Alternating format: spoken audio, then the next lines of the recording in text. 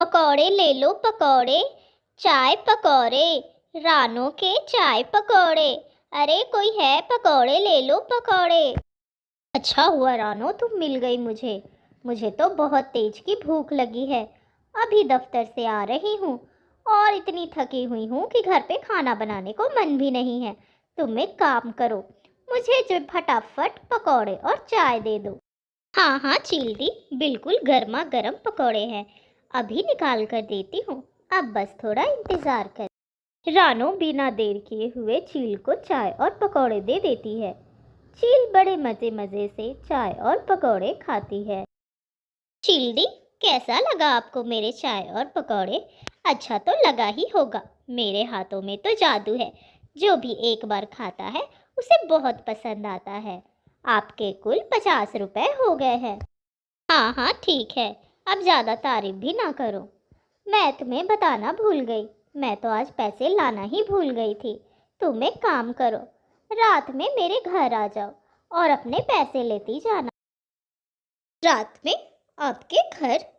नहीं नहीं नहीं चील्डी, कोई बात नहीं, आप रहने ही दे। जब आप मुलाकात होगी, जब आपका मन होगा तो आप मुझे पैसे दे दीजिए। रानो चील से डर जाती है और फटाफट वहाँ से चली जाती है अपना ठेला लेके। ये चील तो बहुत होशियार है, रात में मुझे अपना डिनर बनाना चाहती थी। मैं ना जाऊंगी। ये क्या, ये तो बादल आ चुके हैं, लगता है थोड़ी ही देर में बारिश होने वाली है। मुझे जल्द से जल्द घर जाना होगा। फिर वहाँ कालो पहुँचता है और रानू से बोलता है। वाह रानो, क्या बात है। सुहाना मौसम और तुम्हारे चाय पकोड़े, मज़ा ही आ गया। फटाफट एक प्लेट लगा दो मेरा। कालू भैया, पैसे तो लाए हो ना आप?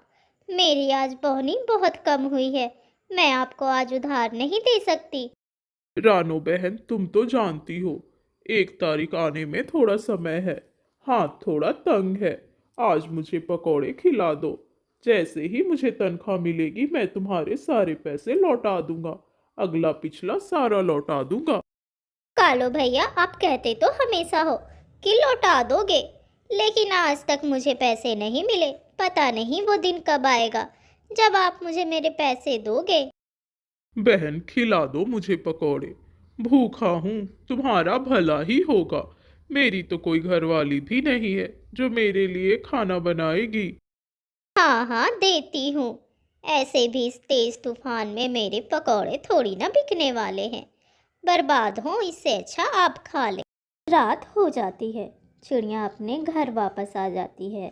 अगर आज बारिश नहीं होती तो मेरी अच्छी खासी कमाई हो जाती। लोगों से तो सुना था कि बारिश के मौसम में तो चाय पकौड़े और भी पसंद करते हैं, लेकिन तो मेरा तो धंधा ही ठप हो गया। उस दिन चिड़िया की कमाई कुछ अच्छी नहीं हुई थी। वो फिर दूसरे दिन अपना ठेला लेके चल पड़ती है। चाय पकौड़े ले लो, चाय पकौड़े, रानों के गर्मा गर्म चाय पकौड़े। आज उसके ठेले पे कुछ नए मुसाफिर आते हैं। चिड़िया, कैसे पकोड़े दे रही हो?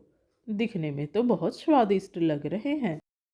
40 के एक पाव, एक बार खाएंगे बार बार आएंगे। ठीक है, गर्मा गर्म पकोड़े हम सभी को दे दो और साथ में चाय भी दे देना, वो भी गर्मा गर्म। आप थोड़ा इंतज़ार कीजिए, मैं आपके लिए गर्मा गर्म पकौड़े तल देती हूँ। हाँ हाँ, क्यों नहीं। पकोड़ों का मज़ा तो गर्मा गर्म ही है। मैं तुम्हारा इंतज़ार कर रहा हूँ। जल्दी से हम सभी को खिला। थोड़ी ही देर बाद चिड़िया गर्मा गर्म पकौड़े निकाल देती है और उन्हें दे भी देती है। सभी कोई मज़े मज़े से पकौड़े खाते हैं। चिड़िया, ये लो 400 रुपये। तुम्हारे पकोड़े बहुत स्वादिष्ट है। मैंने आज तक ऐसे पकोड़े नहीं खाए। मैं फिर आऊँगा तुम्हारी दुकान पर। 400 रुपये? आप तो मुझे बहुत ज़्यादा दे रहे हैं। मैंने तो आपसे पहले ही कहा था कि मैं 40 रुपए के पकौड़े देती हूँ। चिड़िया, मैं तो गांव शहर घूमता रहता हूँ। तुम्हारे पकोड़े बहुत ही स्वादिष्ट है। सभी कोई पकोड़े 60-70 के बेचते हैं और शहर में तो 100 रुपये, और तुम 40 के बेच रही हो। ऐसे में तो तुम्हारा घाटा हो जाएगा। मेरी बात मानो, तुम भी अपने पकौड़ों के दाम 60 रुपए कर दो।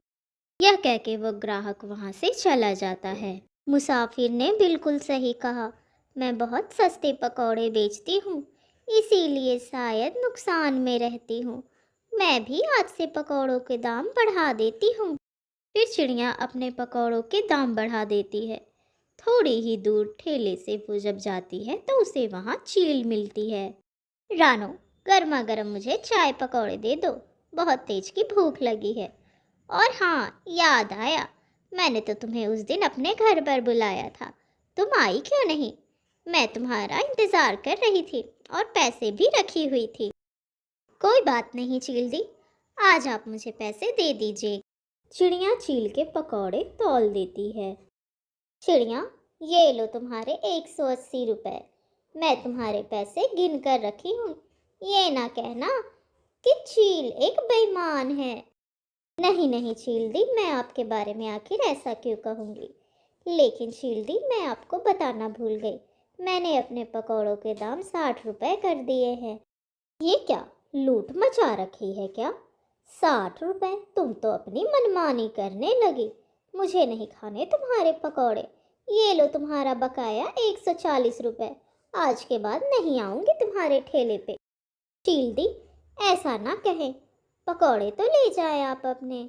मैं तो इतना स्वादिष्ट प्रेम से खिलाती हूँ सबको। प्रेम से खिलाती हो तो क्या लूट लोगी तुम हमें? नहीं खाने तुम्हारे पकौड़े। रखो अपने पकौड़े और ये लो अपने पैसे। गुस्से में चील वहाँ से चली जाती है। बिना पकौड़े खाए पैसे देकर चील वहाँ से चली जाती है। उस मुसाफिर की बात मानकर कहीं मैंने गलती तो नहीं कर दी, पर उसने तो कहा था कि पकौड़े तो 100 रुपए में भी बिक रहे हैं, फिर मेरे साथ ऐसा क्यों हो रहा है? चिड़िया परेशान थी। थोड़ी ही देर बाद कालू भी उसके ठेले पर आता है। कालू, मैं तुम्हें पहले ही बता देती हूँ, मैंने अपने पकौड़ों के दाम बढ़ा दिया है, 60 रुपए कर दिए हैं और तुम्हारा बकाया भी बहुत पैसे हो गए हैं, इसीलिए मुफ्त में मैं तुम्हें आज नहीं खिलाने वाली। यह सब सुनकर कालू भी चकित हो जाता है और बिना पकौड़े खाए वहाँ से चला जाता है। आज चिड़िया के एक भी पकौड़े नहीं बिके। मैंने लगता है गलत किया, इसीलिए पकौड़े नहीं बिक रहे। कल से मैं अपने पुराने ही दाम पर बेचा करूँगी। यह कह के चिड़िया सो जाती है। रात भी गहरी हो जाती है। फिर चिड़िया की दुकान पे वही मुसाफिर आता है। चिड़िया, फटाफट मुझे चाय और पकौड़े दे दो, बहुत तेज की भूख लगी है। तभी वहाँ लाला चिड़िया के दुकान पर आता है और बोलता है, चिड़िया, ऐसे तो बोलती हो कि मेरे पास तो ग्राहक ही नहीं आते, और यहाँ देखो ग्राहकों की लाइन लगी है। कब लौटा रही हो मेरे पैसे? अब मैं इंतज़ार नहीं करूँगा। लाला जी, आपके पैसे तो देर से ही सही, पर मैं हमेशा लौटा ही देती हूँ।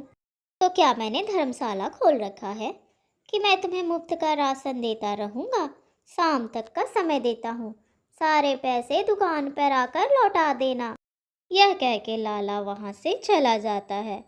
वह मुसाफिर फिर चिड़िया को बोलता है, लगता है चिड़िया तुमने अपने पकौड़ों के दाम नहीं बढ़ाए हैं, इसीलिए मुसीबत में हो।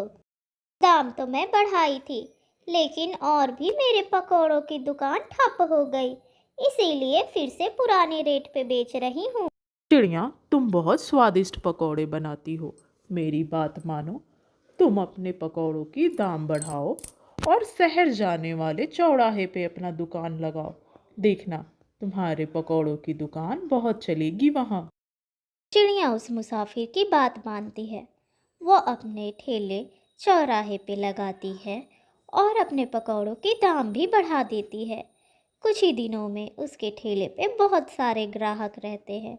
अब चिड़िया की दुकान भी अच्छी चल रही थी और पैसे भी कमा रही थी।